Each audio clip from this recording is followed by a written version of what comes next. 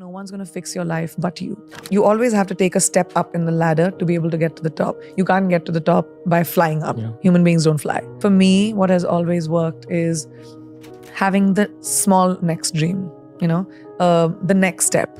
When I was younger, it was very romanticized that you're going for it and just keep going. And, it's like you have to work 24 hours, do 4 movies in one time, 5 shifts, don't sleep, don't eat.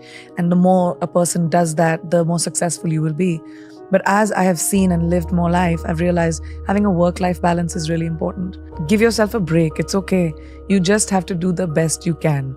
Survive, keep your head above water, and slowly you'll see you'll be walking on it. So this romanticization of work has to be tough and work has to be rough, and it's not. Work can be your companion. Work can be creative. Work can be something that gives you joy.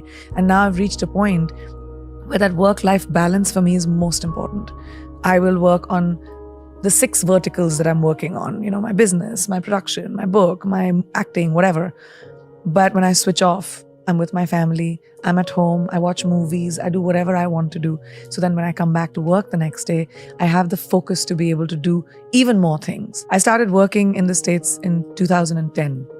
And in 2020, after 10 years of working in the industry, I started with music and then pivoted into acting in America. So started in 2010, for context. In 2020, I got my first leading role. How long did it take me? 10 years. So people don't think about how much hard work, how much consistent knocking on doors, how much humility it takes to go to another country and start from scratch. But it required me to strip every single thing that I knew in India and the laurels that I had achieved in India, the awards that I had won, the movies that I had done, the box office successes that I had seen. It required me to walk into rooms with extreme humility and introduce myself to people, to take my show reel and say, this is the work I have done. I would love to work with you. You have to go, you have to pound the pavement, you have to walk in, you have to be rejected, you have to audition, and you have to work around the culture of a new country. And that was so hard.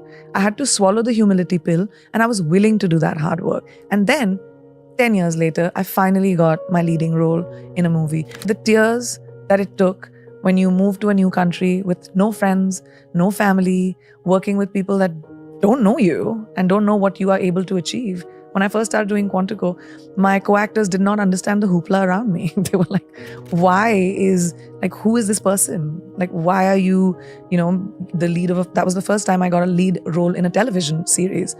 And they just couldn't understand why. And it required me to just, be humble and say, I'm okay, this is a new environment. It's easy to go fishing from your boat, but when you have to go deep sea diving, it's a completely different thing. Yeah. So you have to learn according to your environment. So no, it wasn't easy. It was very hard. It took a lot of sweat, tears, and blood from me to finally be able to reach where I have reached. So when you say, I don't want to pass off the work that it took to get there and the time and the commitment that it took to get there. You have to shut off the noise. There are many people that will want to pull you down, but don't focus on that. Focus on the one person that believes in you. Focus on the light, little sliver of light that you might see, a little bit of inspiration that you might see. And that's the hardest thing to do because you're bogged down by baggage.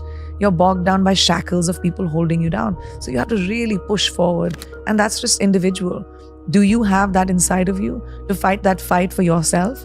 Or are you going to wait for somebody else to do it? That's an individual choice. The point is to be able to walk into a room and not be judgy and say, who are you? What are you doing? You don't, you're different. You speak a different language. That's not cool. Yeah. People speak different languages because they know more than you. They know other things that you don't know. The idea is to have your mind open to collaboration. The idea is to have your mind open to what is it that I can imbibe from someone else's knowledge. Yeah. And I think I'm a student of life. I love different kinds of people and different things that people do. I'm not running as fast as I was. I'm thinking about the steps I take. I'm in a really comfortable, content place when it comes to my life. And the choices that I'm making are mine and are not defined by other people or the validation that I probably needed when I was younger. So I think that's made me a little bit more happy and calm. Why am I lucky enough to have the life that I do? And some other woman, somewhere else, with the same desires, same ambitions, same, needs, doesn't have any of it. I really think about that a lot. It makes me feel like there must be something I did right. I wake up every day with a sense of gratitude, and I wake up every day with wanting to give back, whether that's with the person that is standing right next to me or whether that is a life choice that I might make. But giving back, I think, is so crucial when it comes to being grateful. I'm highly grateful for everything that I have. And I do think that maybe I did something right, that I've been blessed with the opportunity of having the life, being born to the parents that I was, being able to have the opportunity of making my own choices, having agency in my own life. If you think about women around the world, so many don't have that. Like, complete choices are made for themselves. But my parents told me, you have to have your opinion. It can be very scary. I mean, this generation of girls is fearless. And there's so many girls that take charge of their own lives. And they say, I'm not going to fit into the cookie cutter mold that probably my mother did or my grandmother had to. And it's so, like, I have goosebumps right now just thinking about it. I meet so many young women who have changed the trajectory of their families because of the choices that they've made. I think my message would be that there's a lot of noise around us and people that tell us to be a certain way. I was talking the other day about someone that when I went to convent school, I had this thing called moral science, a subject called moral science, which taught me how women should be seen, not heard, the lengths of our skirts, how we should sit with our legs. There's so much that is being told to women that to be a good girl, you have to be a certain way. Good girls don't make history. Bold girls make history. Bold people make history. So if you want to be the lead actor of your movie, which is your life, you've got to take choices that might be contrary to what you've heard. And that empowerment may or may not come from your parents, may or may not come from your family or boyfriend or whoever you're around. It comes from you. And that no one can do. If you don't have that encouragement in your home, try to find it in your gut, because no one's going to fix your life but you. I don't know. I don't think about the future. I'm not someone who, I plan for the future, but I don't think about how far I can go. I mean, who knows what my future holds for me. But what I can think about is my present. And like I said, I like to imbibe from people that I know. The reason I take new steps is because I see someone else doing something new and I'm like, what can I do that'll make me feel how I feel about this person? It's about that feeling. It's about imbibing from the people around you. And it could be someone you admire on television. It could be someone in your class. It could be someone that you work with. But when you see something that you admire about someone, imbibe it. And I just love the fact that you can have an idea today and monetize it. Why not? You're not just reduced to, I won't say reduced to because I come from a family of doctors and engineers, but at that time in my parents' generation and the generation before that, it was doctor, engineer, lawyer, military, government job. Like those 5 or 6 things that everyone had to aim for. But today, like I think my generation of parents are not going to have those boxes for our children, right? You have an idea, let's run with it. Yeah. I think that innovation is the only way to evolve. And if you're not evolving, you're stagnant, it's boring, bye, you should go to bed. So I think, but for me, that's a little bit of a struggle for me. I juggle a lot of balls and sometimes I'm just so tired that I don't pay attention to the next thing as much as I would want to. And I check the box sometimes and it works and it's okay because a lot of us do it. We just go to work and do the bare minimum, and I have to remind myself that the bare minimum is not my standard for myself. It always has to be more than the minimum.